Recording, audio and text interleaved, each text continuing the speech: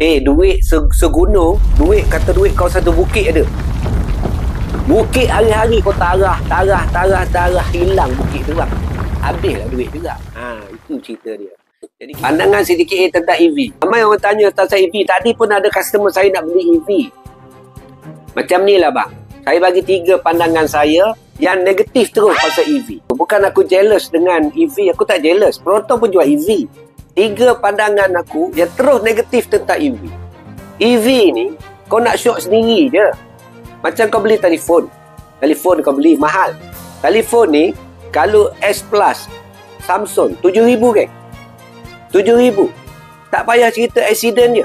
Jatuh je terlantai, jatuh je handphone ni tak boleh rosak kata jatuh. Dia macam handphone lah sebab dia EV. Nak repair kat mana? Nak repair kat mana? Aku tanya kau, nak repair kat mana? Kat Shah Alam je. Tesla, kawan aku Tesla, token besar ni. Cina ni, token besar. Aku tanya dia, "Hey Nicholas, mana kereta kau?" "Aku dah jual lah." Tusing. Dia panggil tusing gitu. Tusing gitu, aku dah jual. Beli 300,000, Recon, jual 120,000. Bang, beli 300,000. 300 sebelum 199 kan. Beli 320,000, jual 120,000. 200,000 gone. Tak sampai setahun. Mampu kerah. Itu yang pertama. Okey, dari segi rosak tadi, yang kedua, jatuh je tak boleh nak repair. Yang ketiga, contoh. Katalah, kereta kau tak ada accident. Kereta kau naik padu, sedap, syahwat semua sekali. Tiba-tiba kau buat loan dengan bank. Ni, buat loan dengan bank tau. Kau buat loan 9 tahun betul? Habisnya tak sampai 9 tahun. Katalah 2 tahun je kau pakai, kau kata, kau telah ekonomi gawat datang lagi sekali. Kegawatan ekonomi berlaku lagi sekali.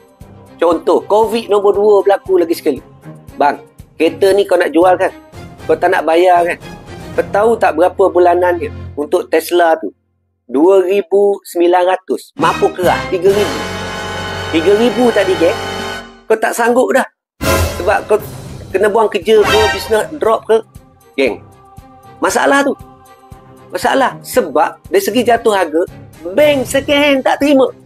Bank mana terima second hand? Kau bagi tahu aku sekarang. Polisi bank tak bagi tahu, tak boleh, dia tak nak buat. Kau tanyalah bank kuning ke, bank putih ke, bank biru ke, bank apa, tak buat untuk use kereta. Maknanya seolah-olah yang baru dia dipaksa. Dia dipaksa, diacak-acak. Kau tak buat ni finance untuk EV ni, aku takik kan, baru kau tahu langit tinggi ke rendah.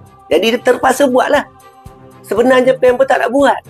Mungkinlah badan berwajib, kerajaan paksa dia. Mungkin saya bagi tahu istilah mungkin. Kenapa second hand dia tak nak buat? Jadi aliran duit kau sangkut. Nak settle ke apa ke sangkut. Mampu kerah juga.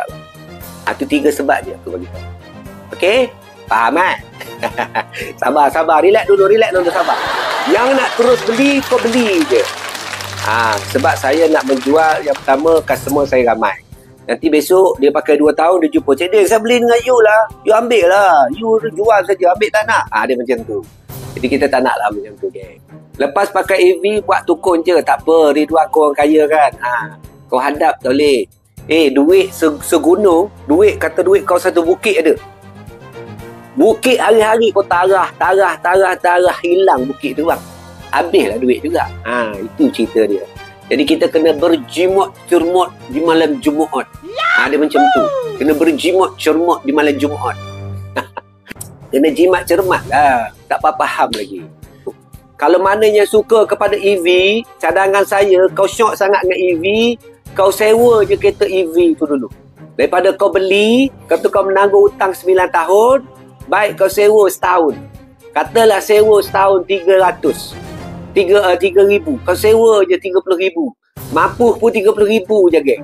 30,000 je setahun. Lepas tu kau hantar baliklah ke siapa-siapa yang sewa kereta kau tu. Lagi senang. Kau nak merasa je kan? Kau merasa macam tu lagi senang.